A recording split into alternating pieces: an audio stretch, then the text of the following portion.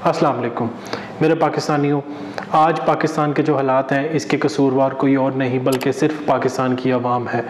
अगर पाकिस्तान की आवाम जुल्म और महंगाई के ख़िलाफ़ खड़े होते तो आज पाकिस्तान के ये हालात बिल्कुल भी ना होते।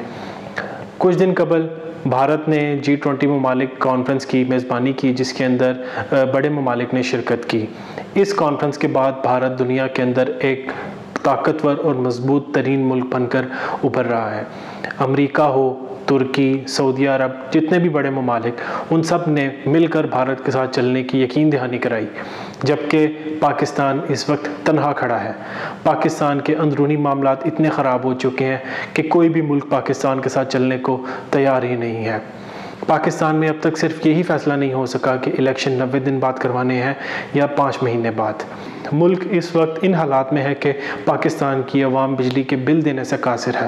पेट्रोलियम मसनूआत की कीमतों में फिर इजाफे की समरी पेश कर दी गई और पेट्रोल की कीमत यकीनन 10 रुपये से लेकर 15 रुपये तक फिर बढ़ाने का फ़ैसला किया गया है, जिसके बाद मज़ीद बिजली महंगी होगी। महंगाई के अंदर अवाम पिस चुके हैं। पाकिस्तान की आवाम का कोई पुरसान हाल नहीं है। तो पाकिस्तान की आवाम का फ़र्ज़ था कि वो इस महंगाई के ख़िलाफ़, इस जुल्म के ख़िलाफ़ उठते और अपनी आवाज़ बुलंद करते। एहतजाज करने का हरगिज़ ये मतलब नहीं कि मुल्क के अंदर इंतशार फैलाया जाए, बल्कि ये हुकूमत को अपना रद्द-ए-अमल दिखाने का एक तरीक़ेकार है जिसको पुरअमन तरीके से किया जाना चाहिए, ताकि हुकूमत इस चीज़ को सोचे कि पाकिस्तान की आवाम किन मुश्किलात में है। बहरहाल इस वक्त अगर हम देखें, भारत और पाकिस्तान का कोई मुकाबला नहीं है।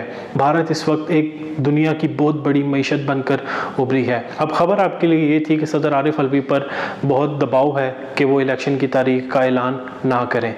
इस दबाव के अंदर अब तक यही लग रहा है कि आरिफ अलवी आ चुके हैं और इसी वजह से अब तक सदर आरिफ अलवी ने इलेक्शन की तारीख का ऐलान नहीं किया। दूसरी तरफ अगर देखा जाए, इस निगरान सेटअप के अंदर पाकिस्तान की मईशत बिल्कुल तबाह हो चुकी है। पाकिस्तान के अंदर इस वक्त इतनी महंगाई है कि जिसका कोई तसव्वुर भी नहीं कर सकता। गरीब आदमी पिस कर रह गया है, एक आम मजदूर रुल कर रह गया है। हम रोज़ मीडिया पर सुनते हैं कि कितने लोगों ने महंगाई से तंग आकर ख़ुदकुशी कर ली, मगर इस चीज़ को देखने वाला कोई भी नहीं है। ये इस हुकूमत की और इस रियासत की नाअहली है, जिसकी वजह से आम पाकिस्तानी अपनी ज़िंदगी लेने पर मजबूर हो चुके हैं। इस चीज़ का सिर्फ एक हल है, वो है साफ़ और शफाफ इलेक्शन।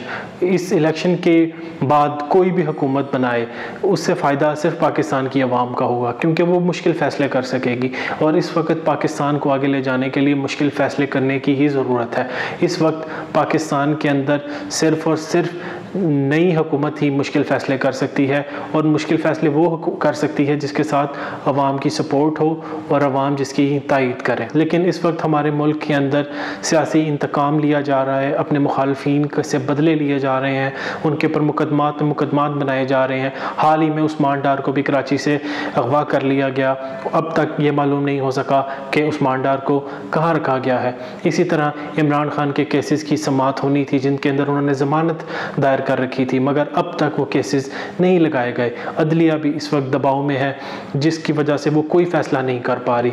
तहरीक इंसाफ की ख़वातीन 2 माह से जेल के अंदर हैं, जिनकी ज़मानत की दरख्वास्त अब तक नहीं लगाई गई। और एक और पाकिस्तान की आवाम के लिए खुशखबरी कि 16 सितंबर से पेट्रोलियम मसनूआत की कीमतों में फिर इजाफा किया जा रहा है। इस इजाफे के बाद बिजली की कीमतों में भी इजाफा किया जाएगा और पाकिस्तान की आवाम को एक नए अज़ाब में धकेला जाएगा। इसमें कसूर किसी और का नहीं, सिर्फ पाकिस्तान की आवाम का है, जो अपने हकूक़ के लिए खड़े नहीं होते। क्योंकि अल्लाह ताला ने यह बात फरमाई है कि मैं उस कौम की हालत तब तक नहीं बदलता जब तक वो अपनी हालत बदलने की ख़ुद कोशिश ना करे। जब तक पाकिस्तान की आवाम खुद इस चीज़ के ख़िलाफ़ नहीं खड़े होंगे, फिर मैं एक बात दोबारा रिपीट करता चलूँ कि खड़े होने का कतई मतलब ये नहीं कि मुल्क में अनारकी फैलाया जाए। इसका मतलब ये है कि हुकूमत को ये बताया जाए कि अवाम की हालत इस वक्त बहुत बुरी है और हुकूमत को इसके बारे में कोई एक्शन लेना चाहिए। हाँ, ये सबको मालूम है कि हुकूमत कोई एक्शन तो नहीं लेगी, लेकिन फिर भी अवाम को अपने ज़िंदा होने का सबूत ज़रूर देना चाहिए। वस्सलाम।